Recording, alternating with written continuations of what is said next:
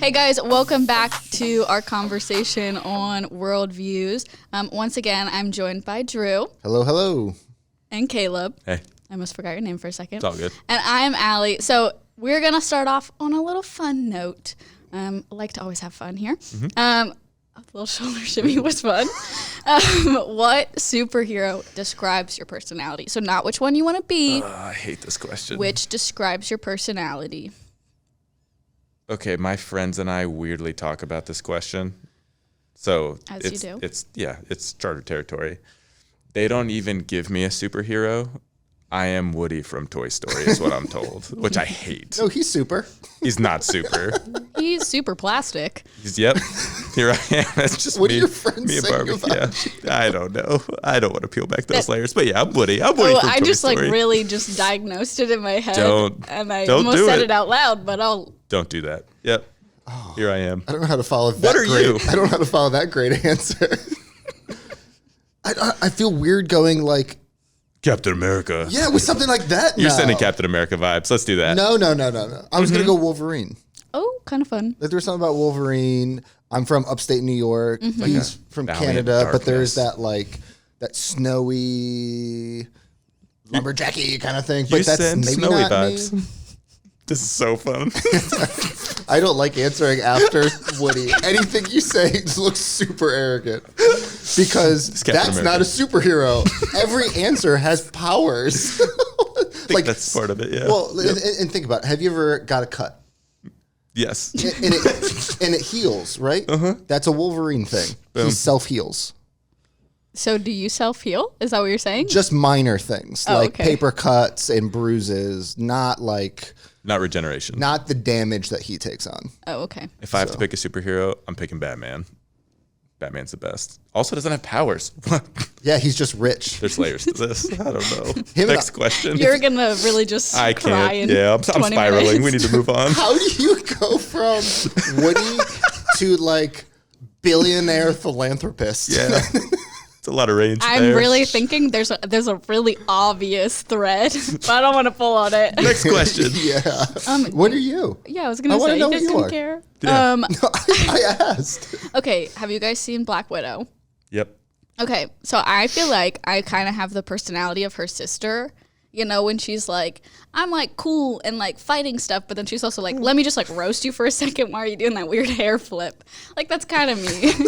Like, let me save the day, but also like, let me just give you some adjustments to your fighting ability. So like she has that. a lot of adjustments for Woody over here. Yeah, I felt that. My favorite is I'm cool and I'm fighting stuff. That's how superheroes go. Well, yeah. But I don't know. She seems right. kind of fun. Also, there's like that the cat that's in Captain Marvel. That's just like a cat, and then all of a sudden it has like goes into attack mode. That one's kind of fun. It's not fair that you guys don't answer the question. That What describes- superhero Just are got you? Wolverine over Woody here, it's fine. and Cat. No, the cat has superpowers, and Is it really? Yeah, it is a cat, and then all of a sudden it is like a monster. All right. So you're not talking about Catwoman. No, No. All right. No, like a feline, like a actual cat. it's like a little, it's like a little orange thing. I'm sure it has a name, and So it's everybody. literally just a cat. Yeah. Oh. But it's But just with like powers. calm, cool, and collected, and then all of a sudden it's like go time. I like it. That's a good answer. That seems kind of like me. That's a good Just one. Under the radar, and then all of a sudden ready for action. I like it. Okay, second question: which Disney princess is your favorite? Not which one are you? Is your favorite? Do you and your friends talk about this too? We don't. Probably. But I have 2 daughters. I watch all the princess movies on repeat. Favorite one's Rapunzel by a mile. Wow. She's just funny. Okay. I like Rapunzel. She's definitely like the least like I don't know, not Princessy? superhero. Yeah, she's not super princessy. But yeah, Rapunzel. I think I forget that she's a princess. Mm-hmm. Maybe It's easy to. Maybe I just She's think, stuck in a tower, you know? Maybe I just think. I think my mind goes to like classic Disney. Mm-hmm. Like I don't know if I put Rapunzel in like classic Disney. She's pretty OG Disney. Is she? I think so. Okay. I mean, like Rapunzel is like Yeah. an OG story. That's fair. That, It's just like Tangled Disney is took on. on the There it newer is. end of the Disney ones. I like Jasmine. I'm a Jasmine guy. She has a tiger. Yeah. Like That's a she good answer. owns a tiger. That's wild. That is wild. Her dad has crazy fun energy. He's that little guy who gets like entranced and like Easily influenced. very by like look at Jafar. He's not a great guy. Probably shouldn't trust him. Yeah. Yeah, and I know that like don't judge a book by its cover. You should in Like, that situation. All Get to the know time. someone, but even when you get to know Jafar, you're not like he's misunderstood. He's not. No, he's He's a understood bad guy. very clearly. It's always like he's just misunderstood. Probably my Are least they gonna favorite come bad up with guy. like a backstory for Jafar and be like, He's just bad. I know. They probably will, like the Maleficent movies. Oh, that's So true. just They did Jafar. do it. So for all those reasons, Jasmine, Amazing. Good answer. tiger, and a dad that's easily influenced. How about you? Thank you for asking. I feel so seen. Moana, she's my favorite. That's a great answer. Because she's got like 2 sidekicks, Yep. not just one. True. Do you count the rooster as a sidekick? Yeah. Okay. When Also, you have a demigod as a sidekick, that means you're pretty cool. yeah. Pretty good. And like she's just like, yeah, let me just like casually save everything. I mean, that's kind of Pretty well. casual. The other Disney princesses don't like save everything; they just get saved. Like Sleeping Beauty slept. Yeah, It's her adjective. that would be the one that describes my personality. Sleepy. I like it. Yeah, so she's my favorite. I think she's pretty cool. Good answer. So speaking of movies, I know the answer to this, but you guys haven't seen the Mario movies. But hopefully you do. And I said movies. There's just one. You want to watch the Mario movie with me later? Let's do it. All right. Cool. Well, it's really good. My favorite part, and this is probably weird. Some people would say it's weird that this is my favorite part, but there's this really like sad, depressing little star that everybody kind of like fell in love with. Its name is Luma Lee. If I'm saying that wrong, nobody come for me in the comments, but I think that's its name. And Someone's so mad you said it that way. Anyway. well, probably isn't pronounced that way, It's but Lumali. it's not Italian. That's true. I don't know why. Mario's Italian. The star's not. Anyways, go on with your story. So basically, this star is like trapped in Bowser's like prison, and it must have been there for like a really long time. So Luigi rolls up to the prison. He doesn't roll up. He gets thrown. He gets thrown in prison. And the star is there, and it's just kind of saying like really sad things, like, "Oh, this is just like an empty void. We're all gonna die someday. The world's just gonna end." Like Darkness. life. Yeah, basically. Took a but turn. but it's like super cute, and it's like la la la la la. The world's ending. Blah blah blah. This is a kid's movie? Yeah. Sweet. That's like the little tidbit in there for the like adults, Okay. you know. Yeah. So at the end of the movie, the star comes on the screen, and this is what it said. It says, "Now that's a happy ending, or is it? Because everything's over now, and all that's left is you in an infinite void. Kind of makes you want to play the saxophone, huh?" And then it plays. I'm like so sad. I just need to watch it now. No, it won't make you sad. You're kind of like, "Oh, that's so sweet." Or maybe I'm. Then it Or plays the Mario theme song on the saxophone. That one? Yeah. So I think it's super interesting, and I would love your opinions on this because like everybody loves this little star thing. Mm-hmm. Why do you think everybody's like, yeah, that's hilarious, or like I relate to that star a lot? I think, go ahead. No, hit it. I think it's super relatable because everyone to a point, I don't know if I'm like dissecting this too much, everyone to a point can feel the, hey, like I'm really trying to make the best out of whatever situation it is, and like the star hits that. But then also, like we all have thoughts that are like, oh, this just really stinks, or I really just kind of hate this. And I don't know. I feel like we can relate to both sides of that as they kind of coexist together. And that just like humorizes that. Mm-hmm. If humorize is a word, I don't even know. No, it is. Yeah, we'll make it. Here we go. Yeah, I'll call Webster. No, I that's what I was going to say. I think it's relatable. I Yeah. think we've all been in that spot when we're like, oh, this feels like it's going to end terribly.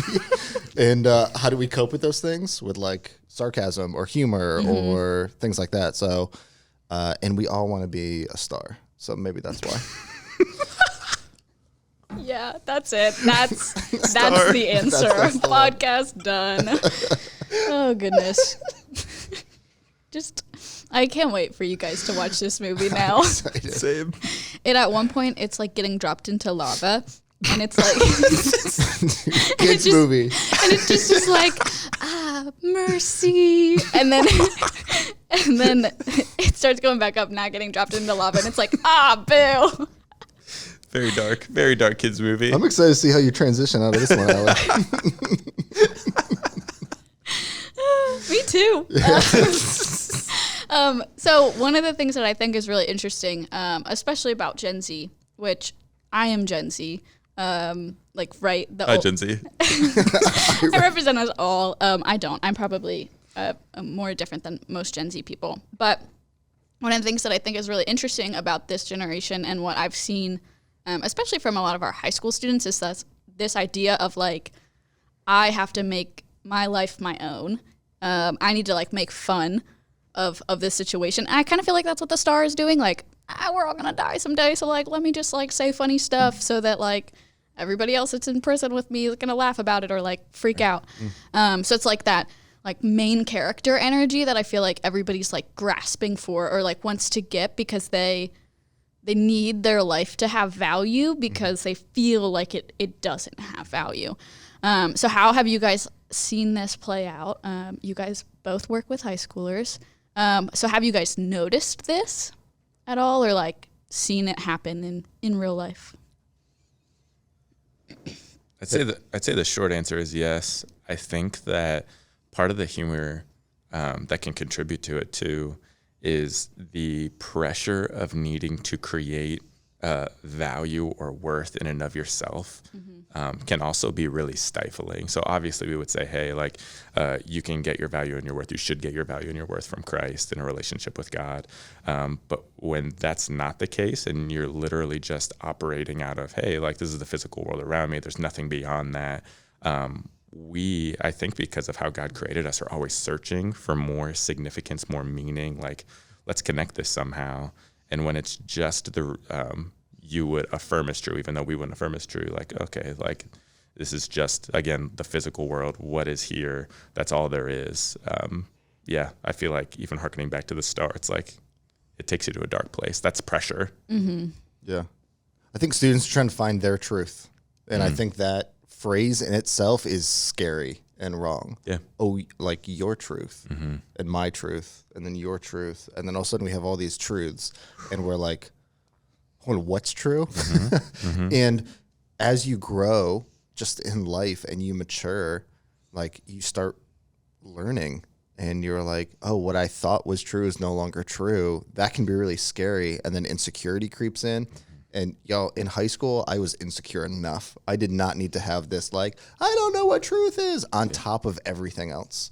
And so that can be just like really scary. So how do we talk about truth, not as in finding your truth or my truth or make your luck or whatever it is? It's like Jesus said, he was like, I am the truth. Yeah. Like I am the way, I am the life. Like I am the one that is here and I've given you value, meaning, and purpose because when I created you, I gave you those things. And they are the greatest value, meaning, and purpose that you can have because I created you to have them. Like that's where we get our value from. It's because God created us, put value in us. We're image bearers. Like we have attributes of who God is in us. And because we've like gone away from the way God created us, he loved us so much. And he said like, there's so much value in them that I'm going to give my son. I'm giving them Jesus and I'm going to sacrifice my son to save them and redeem them and give them a hope and a future. Like if that doesn't show value, then I have nothing else for you. Yeah. Like I don't know what to say of like the God, the King of Kings said, you have so much value. I am going to sacrifice my son for you. Yeah. Like I have a son and like you guys are both great. I don't know if I'm going to sacrifice my son for you. You guys are great, but you know what I mean? But to think of like God did that for us because he said like Caleb is so valuable. Allie is so valuable. Drew is so valuable. Like, man, that feels so much better than just like, I need to find out my truth. Right. And that insecurity of like, dude, I can be so secure because I have a God who created me and loved me. Yeah. So I think that's how I would talk with students about this. Like, dude, I get it. I get the insecurities. I get that it feels hopeless, but like there is hope. You have value. Yeah. You have meaning. You have purpose.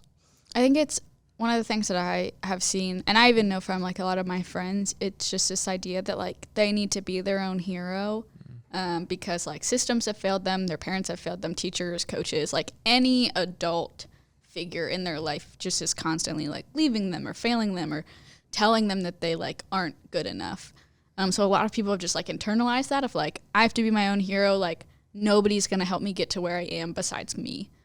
But like the truth is, and it's exactly what you just said, like we ultimately have the like coolest hero of all time. Like better than Batman and Woody. But Wow. What a high bar you have. no, but like if we're thinking that we have to be our own hero, we're really missing out on the fact that like God already was our hero. Like Jesus already won. And it's not like, yes, what all those people did, the ways that like people and systems and schools and everything else has failed is valid. And it does change your outlook on life, and it changes the way that you like then go into the world. But like we've already had a God that has told us that we are enough, that is like, yeah, made that sacrifice for us, that like we don't need to be our own hero because he already has. Yeah, literally, you're just describing like a different gospel, because the presupposition starts the same way of like, yes, people fail. Yes, the world is fallen. Yes, things are bad.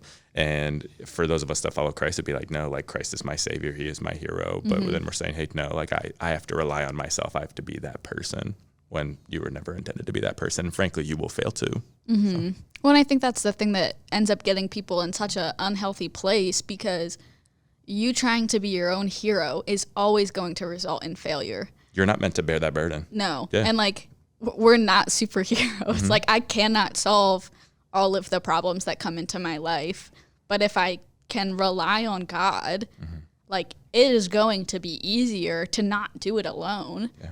And I think that's where a lot of people now are getting hung up on the, like, I have to do it. Like, I need to do it for myself, because if I don't, nobody else will. Yeah. I'd be a terrible superhero. I'm just thinking about all the things that I've seen in movies. Yeah. And I would be the guy in New York City, like, pressed up against the wall, being like, no. Why other ones are, like, saving the world. Why is there, like, a weird alien thing flying through the sky? I don't even like fish. I'd be like, I know what to do. No, that's not my first. There's not much in life that, like, my first instinct's like, oh, I know exactly what to do. Yeah. I'd be such a terrible hero.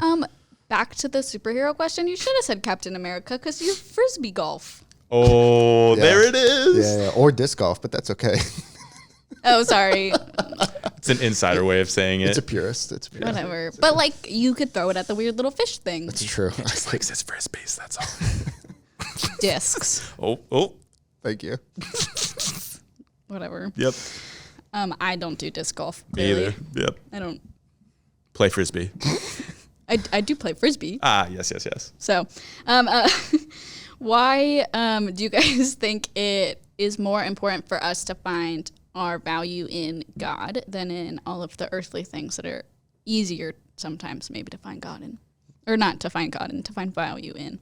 Yeah. I'm trying to think of all the things that we put value in, and whatever those things would be, whether it's like my future or career or what school I'm going to go to, or sports or popularity or money, or just like all the stereotypical things that like you think of, but they're stereotyped for a reason. Like those things are like so true, and I'm guilty of those. Those things all fail. Yeah. Like those things at the end of the day, when I'm like about to pass away, I'm not going to be like, oh man, soccer is going to save me. Right. I have a hope and a future in my 90s in soccer. It's like, no, like that's such a fleeting thing. And even if you attain it, like it's all temporary. Like let's say that you're putting it in success. Like, okay, you get the success that you want. Then when's the next time? Yeah. And when's the next time? Or money. Like, okay, I have this much in my bank account. Cool. But there have been lots of fortunes that have withered away. Like, if we're going to put our identity in those things, our value in those things, that is a very shaky ground from which to build off of. Yeah. Like the goats in any sport are miserable. Yeah, you're right. Like, Yeah.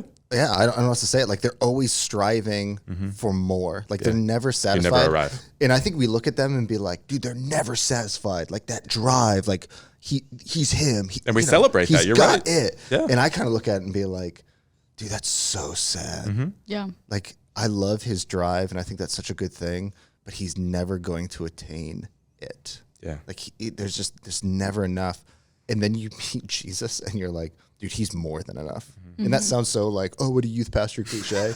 Like, dude, taste and see that God is good. Like there's something so satisfying. There's something so like soul quenching, and then even was like relieving. Like I don't have to do X, Y, Z, like whatever it is. I don't have to attain all these things because like Christ has already attained it. And relationship with Christ is not about what you've done, but what God has done for you. No. Yeah, 100%. Yeah. It seems, I know people are striving for these things. It seems so tiring. Yeah. And I almost be like, man, life is so much better. Like Jesus said, I came to give you life and give you life abundant. So he's not just like promising us this like surfacey level, like even just like the things we dream of just like, oh, health and a family and a home and like all of this surface thing. He's like, dude, I want you to have the abundant life. I want you waking up every day and being like, I'm living and striving for something that is eternal, that's never going to pass away, ever going to pass away. The things that you're putting time and money and energy to are going to last forever if you're putting it in the things of God. And it makes life worth it. It makes it abundant. It makes you see value in everything that's around you. Yeah. Well I was said. thinking about like the like athletes. Like I can just imagine like LeBron James. He's like, I don't know, warming up for a game, and like his internal dialogue is the star. Like it's just like, all that's left is for just me to get like one more championship. Like I need like one more ring, and then once I get all the rings on my finger, then like all that's left is to get another hand. Like you just keep like spiraling of like I'm not enough. I need to get more. I need to get more. I need to get more. But then all that's left is just nothing. Like that means nothing in the grand scheme of things. It's so funny because I love that you brought up basketball. Like, because I love talking about sports. There's something about eras of people, you know what I mean? That during this time, this person was the best. During this time, this person was the best. And they're always trying to be better than the previous era. Yep. But then like 2 eras ago, we don't talk about them. They're still alive. They're probably in their 50s and 60s. It's not like, oh, you know, who's Magic Johnson? No, like we know exactly who he is. It's just that like, one up, and that gets tiring. Like you've probably even like talked with friends before, and there's that one friend that like one ups That's you, always me. and it's I'm sorry, everybody. exhausting. Sorry to be around me. Even like, what size slushie you're gonna get? Dude, I think I just need a medium. I'm getting a large. Like, good for you, dude. Awesome. It's only 10 more cents. And I was like, bro, High rollers. you've made it. Could have just filled up the little top section and saved 10 cents. I know, dude, that's such a good trick. Life hack right there. Put the dome on and finish that thing off. Come on. I know, but that life is just exhausting. Yes. And I played that game for like way too long. I think we all have. Just that like striving after. There has to be more to this life. There's got to be more. There's got to be more. And then you get it and you're just like, what's next? It's like, I don't even enjoy the thing I attained it to. The height of value that I thought it was. Oh, scholarship offers to play in college. I've made it. No one knows you. No one cares about that. But what do they care about? Oh, dude, he's kind. Like that dude actually like genuinely cares about me. He stopped and he took time for me because now I'm seeing value in other people. Yeah. Oh man, that's a person I want to be with. When I heard it was on a podcast that I was listening to recently. They were talking about this is in England, so they were saying football. They mean soccer for us. You just started a debate. Worldview, cultures. Yeah, in the comments, is it soccer or football? Yeah. Oh my goodness. But they were talking about billionaires and like millionaires, and that they're always striving for more. But one of the easiest ways for a billionaire to become a millionaire is to buy a football club. And I was like, wow, like those people are really just trying to get more. They're trying to succeed more, but at a point, like you're going to fail. And do you know what I hear? Oh, those poor millionaires. They have to own a football club. Isn't that so probably terrible? Bought a really bad one. I don't know. I need to check my heart. That's awful. That was my first thing. But like, I feel like after a certain point of success, you will reach failure, and then you will be back at square one of like, now I need to keep going, and I keep going. So what advice would you guys give to people that are struggling with that desire or that need to be their own hero or keep succeeding or keep getting to the newest thing? Yeah. I think the first thing that I'd throw out is just trying to identify where you are trying to derive your value from, where you are trying to derive your significance from, because we all are going to do that in some way, shape, or form. And if you never really like sat down and kind of thought through that, that's probably a really good starting point. But then honestly, it comes back to what we've been saying the whole time, that whatever that thing is, ultimately will be shaky ground. It will not be enough. It will wither away. The success will fade and someone will be more successful. And it's only going to continue to leave you wanting more when ultimately God is the only thing that we can really build our foundation on. Yeah. That's good. I'd say think about the end of your life, and that feels like, dude, what a downer. And no one wants to think about that. But that if I was to pass away, what would give my life value, meaning, and purpose? Yeah. If I looked back and was like, that was worth it. Because if we just die and nothing happens afterwards, that there's no eternal life, there's no other, then did it really matter if I lived like a saint or just like the worst human to walk the face of the earth? Yeah. Because if I ended nothingness and you ended nothingness, then like it doesn't matter how I treat you. Yeah. But that doesn't feel like real life. Like it does matter how I treat you. It does matter how I treat you. Why does it matter? And I think there's two reasons why it matters. One is that there has to be eternal life. And the second one is that there has to be a being or a God that exists that oversees all of this that we're accountable to. Yeah. Like for those two things to exist, it gives my life value, meaning, and purpose now. Yeah. Without both of those, even if there's just one, it still falls apart.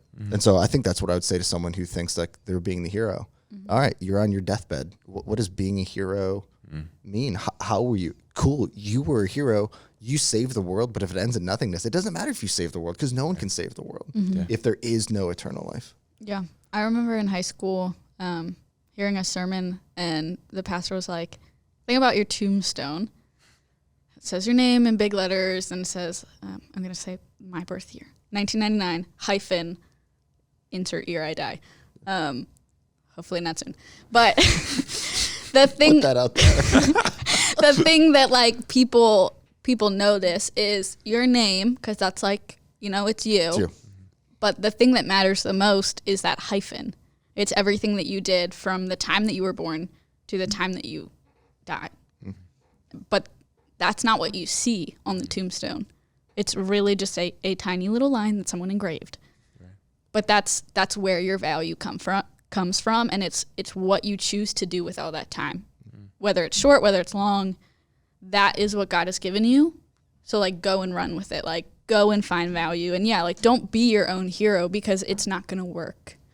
And I think like we often forget, especially for people that have chosen to follow Jesus, that like, yep, I know who Jesus is. Like I follow him, I believe in him, and it just stops there. But like if there was a reason for it to just stop there, like we would die and we would go to heaven and we get to party with Jesus.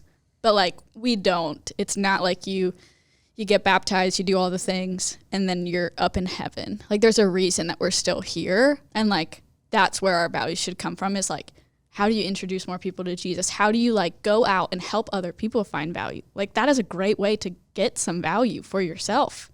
Like helping people find God is so, I don't know, it helps me a lot. Yeah. It changes their hyphen. Yeah. Like it does. When I introduce someone to Jesus, it changes that hyphen. It changes everything. The trajectory of their life, the trajectory of their eternity. It changes it. I think that's why it matters. Yeah.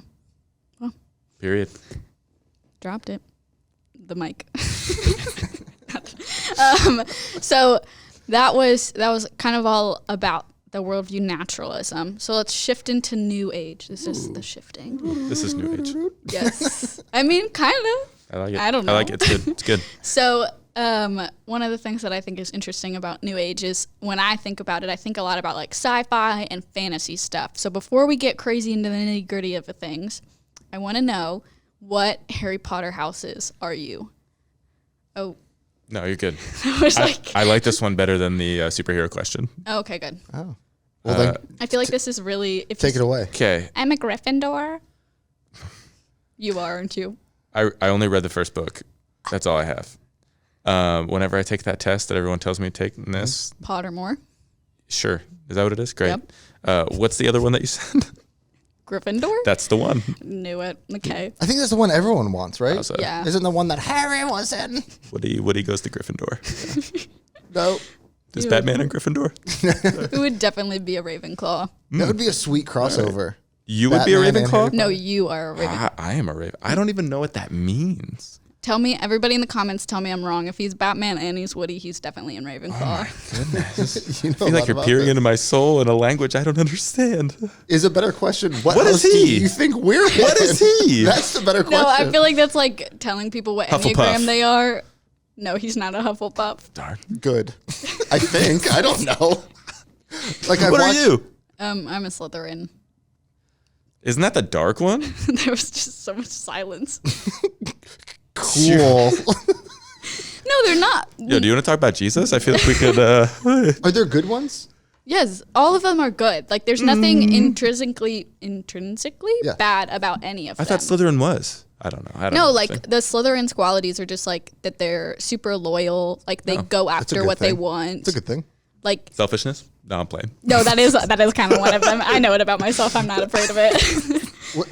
The guy with no nose. Voldemort, he's Wait, Slytherin. Okay, he was Slytherin. So maybe that's why we're We are the thinking- worst two people to talk about Harry Potter with. No, I watched them. They should have Oh, said you do? like No, you just I- said the guy without a nose. No. I watched them. That's singular. Okay. I watched. you also just did the first one. Did you do the seventh? No, I watched the movies. I didn't Oh. read the books. I like reading. I just didn't read them. Oh, okay. I don't know what house I'd be in. I could make up one and be like, I'm Gryffindor. Who's Ron Weasley? Which one is he in? Ron Weasley. Ron Weasley. Gryffindor. All right. Yeah, I'm good with Gryffindor then. And Hermione's in that one too. Yeah, that makes sense. Is They're there, like a guy, is all there a guy friends? named Longbottom? Neville Longbottom. I want to be in that guy's house. That's also Gryffindor. Okay, sweet. It's almost like the Never whole story know, runs Bottom. out of that house. but Yeah, it's almost like they're a group of friends that that's all like the whole premise. yeah.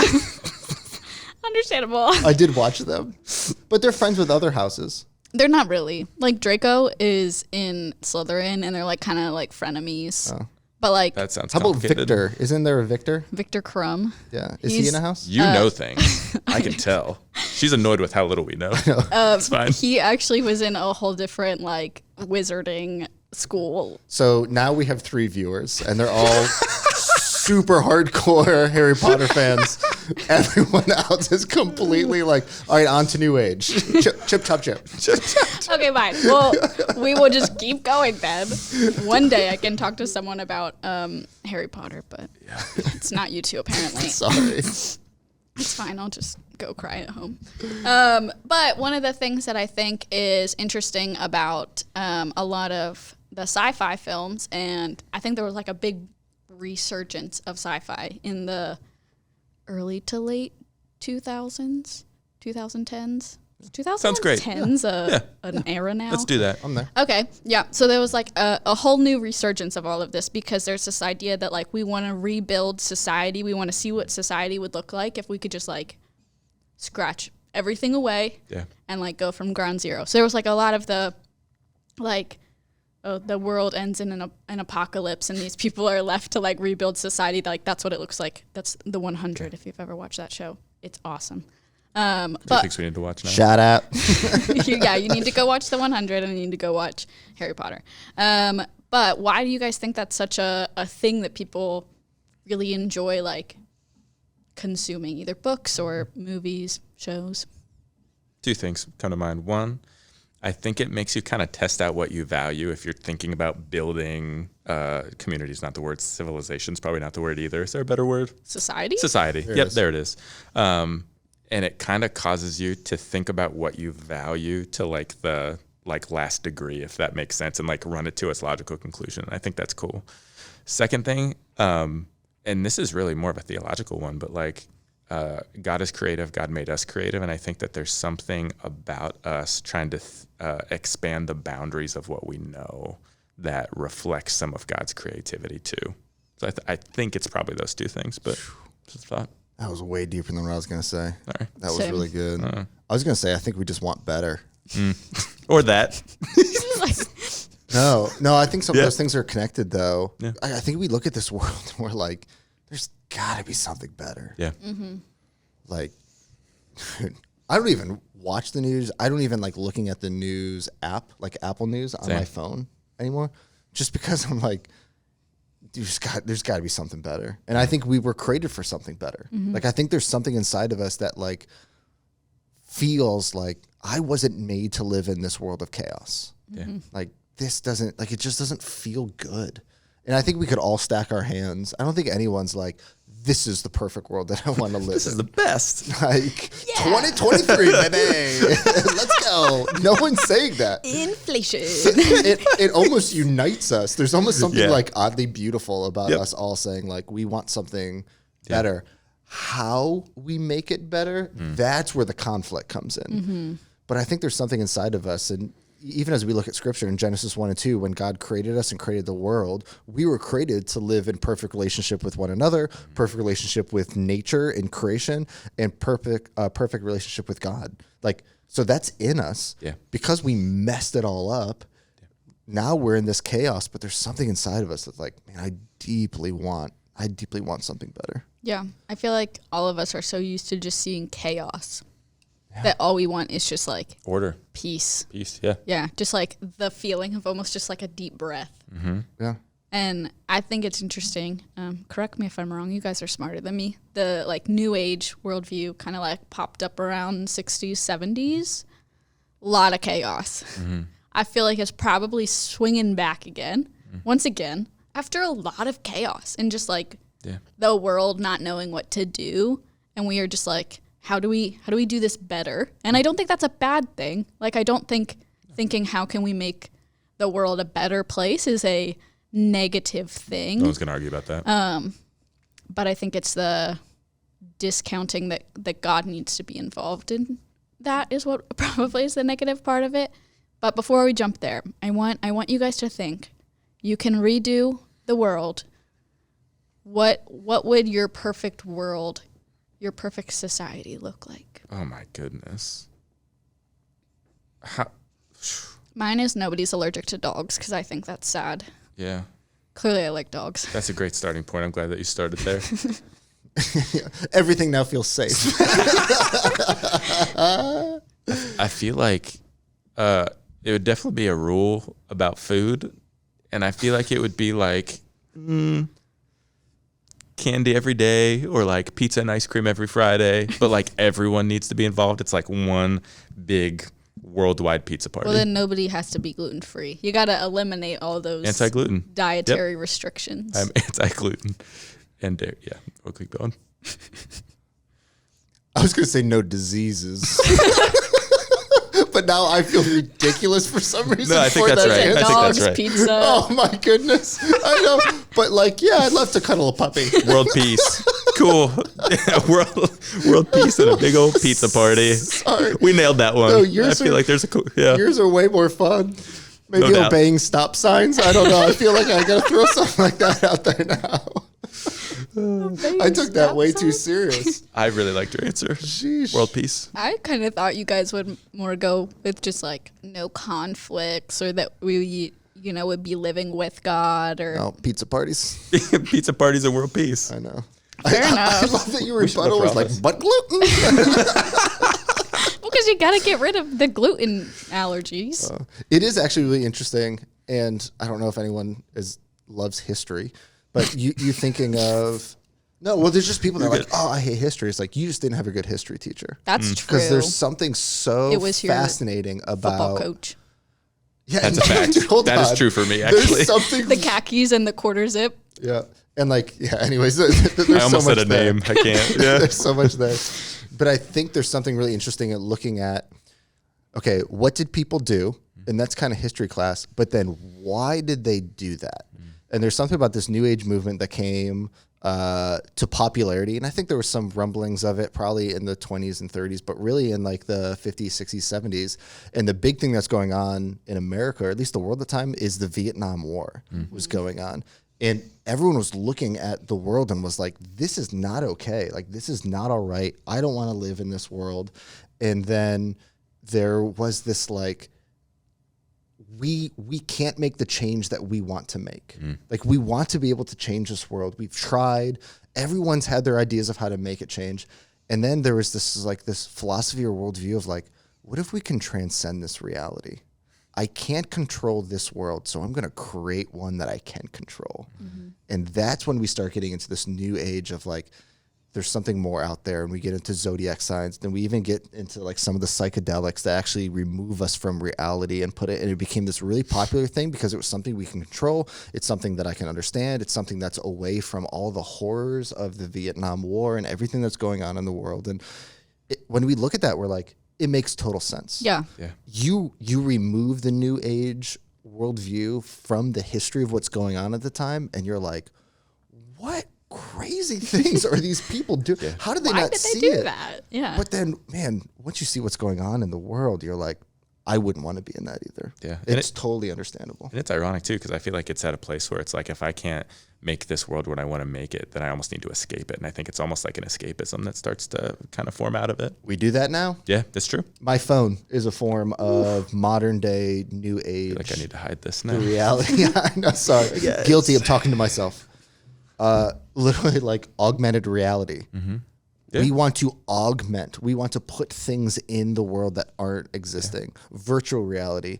I want to create a world that I can be whatever I want to be. I can look any way I want to look. I Like can act social anyway. media adds to that too. Social media. I can have different names. Like all of these things where like we can look at the 60s and be like, those guys were wild. How could they do that? Yeah. We're doing the same things just in a different way that's become culturally acceptable. Oh yeah, I'm sure like give it like 30 years, people are gonna look back at like today and be like, so you were talking to a fake robot on Snapchat? That's weird. That does sound ridiculous. You're Yeah. right. Yeah. But it's a thing. Yeah. But you call it Chat GBT and you're like, that sounds awesome. Just like it's just my AI. Like it's no big deal. It We'll sounds talk like we're about what I bashing want to it. talk I about. think it's such a great resource, but no, I totally get it. I talked to it once, and then I was like, "This scares And me." it talked back, and you're like, no. I was just like, I don't like it. One of my students, she told the AI thing on Snapchat that she was at church, and it was like, well, what do you like about church? And she said, Jesus, duh. And then that was it. End of conversation. And I thought that was the best thing. Yeah, there's something simple and beautiful about that. Yeah, Jesus, duh. Yeah. I was thinking about what you were saying about New Age and just the time. And I could totally be off and tell me if theologically, philosophy, or all the things off from history. But like kind of pre-Jesus, I feel like that's what everybody was going through. They were like, I don't know what's going on. Like, let's make up these gods. Like, that's what's controlling things. We're going to do wacky things and sacrifice this and try to do this to get back to what I think should be right. Because if I can make the gods happy, then hopefully the world gets better. But then God was like, well, no, here's Jesus. Creating order out of the chaos. Yeah. Yeah. And it's just like that simple thing. But then Jesus kind of came in and was like, hey, that's like not really the plan. So yeah, I even think it's interesting to see it back in the Bible because it's not clearly just like, this is the start of the New Age. I don't know if that's right though. Yeah. Some professor somewhere's yelling at me. Well, even get into what you're saying, like original creation was God making order out of chaos, and then he brings Jesus, and that brings order into chaos. And at the end of time, he's going to redeem all things, right? So it's like, it's all over the Bible. God's constantly doing that. What? There was a plan and a purpose for it? That's crazy. Yeah. You know what I mean? That's something I can trust. Yeah. I can look back and even see all the chaos in the past, how many thousands of years, whatever we want to stack our hands on for how long it's been since creation or yada, yada, yada, and being like, even in all this chaos, God has it. Yeah. God has it. He had a plan in Genesis 3 when it went haywire. He had a plan in the Old Testament. He has a plan in the New Testament. He has a plan today, and that plan is Jesus. And the hard thing is that we're living in this like tension, and you can probably feel the tension of like, Jesus has come. He has forgiven us. He has like set things right, but the world still feels out of order. But he's coming back to finally put everything to rest. So we live in this like already not yet tension of like, man, Jesus, just come back, dude. Like we want you here. We want order out of this chaos. Yeah. And then the order that he promises us is what our soul's been craving. It's what the world wants. Yeah. And so if you have a friend that's like, I don't know if I want to believe in Jesus. I don't know if I really believe in it. Dude, that hope of the order out of chaos may be that bridge that gets them start thinking of like, maybe this is a Jesus. Maybe this Jesus person is someone that I can like maybe start thinking about. Maybe I want to hear more about that because there's something inside of me that wants that. So well said. Yeah. Do you guys ever get overwhelmed by the idea that like the world is just so broken? There's so much chaos and like not even like it's almost like paralyzing. And if that is you, because that's me for sure all the time. Like how do you get out of that? Yeah, I mean, I could definitely mark different points in my life where it's going to sound really dramatic, but it's true. Like where you look around and the darkness feels like it's just too much. You know what I mean? Like you can't really see the way through it. And your question was like, how do you get out of that? Honestly, I feel like God has used, and this is just me speaking for me personally, God has used those portions of my life as like the till for the soil of really great spiritual harvest that happens after it, where it's really difficult to wrestle through that. But when you like buckle in, when you stay close to God, continue to pray through it, continue to work through your thoughts in that way, God has always taken me through those times and helped me understand him better on the other side in a way that expands my faith and honestly expands my view of God too in a really, really healthy way. So that's just me speaking for me. People ask this of Jesus. This isn't a new question. Yeah. So like we see an interaction in the New Testament where people are talking with Jesus and there's someone who like knows the Old Testament laws like really well. And he's like, there's 613 laws that I have to keep. That's overwhelming. Just like and some of them are wild, like overwhelming chaos. Not sure if I want to do that. And Jesus said two things, love God and love people. And so in the midst of all this, of like all the causes and all the good things of like, what should I care about and where should I put my time and where should I put my money? Answer the question of what does it look like right now to love God and love people? Like this person in front of me, how can I love you? I think that helps bring some of that like overwhelmedness. Because when I'm overwhelmed, you know what I do? I shut down. I don't like power up and was like, let's go through. I'm like, dude, I want nothing of this. And I like pull back. And you know what I stop doing? I stop loving God and I stop loving other people when I get overwhelmed. And so it's just like, just keep it simple. And Jesus just summed it up so easy for us. Yeah. Well, I think it's a natural thing when you get overwhelmed just to retreat. Yeah. But that's like more the time that I think you just need to lean in. I always think about, because you're talking about darkness, Caleb.